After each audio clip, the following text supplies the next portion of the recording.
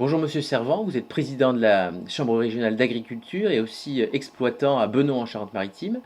Euh, nous allons parler des bassines. Qu'est-ce qui oppose aujourd'hui principalement la FNSEA et donc pro-bassines et les anti-bassines?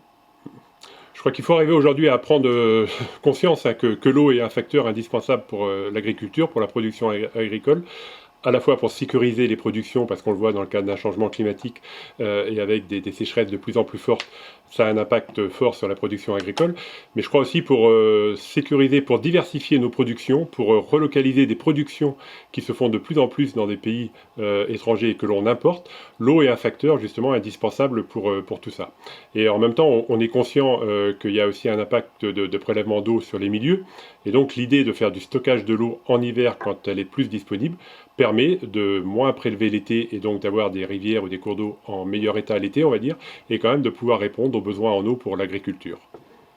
Vos opposants, néanmoins, critiquent cette forme d'agriculture en estimant qu'elle est d'une autre époque, datée des Trente Glorieuses, et qu'elle pollue puisqu'elle serait basée sur des exploitations beaucoup plus importantes.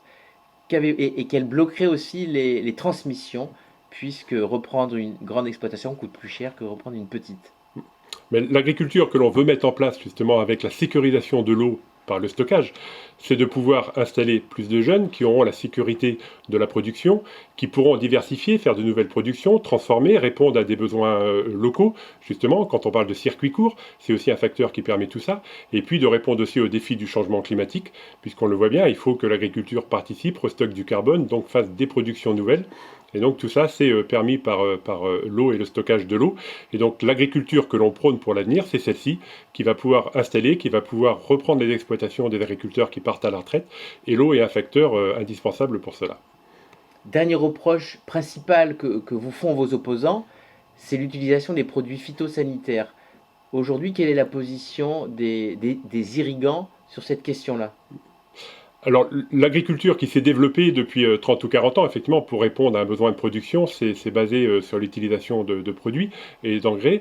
Aujourd'hui, ce qu'on veut mettre en place dans l'agriculture de demain, et ce qu'on est déjà en train de mettre en place, c'est une agriculture diversifiée et justement qui aura besoin de moins de produits, trouver des solutions de remplacement, de faire appel à l'innovation, à des nouvelles technologies, à une rotation de cultures, à diverses cultures, justement pour être moins dépendant des produits et trouver des solutions de remplacement, que l'agriculture se défende elle-même, on va dire. Et tout ça, c'est permis quand on a beaucoup de production, beaucoup de culture sur une même exploitation. Et encore une fois, l'eau est un facteur qui accompagne justement cette transition, cette évolution.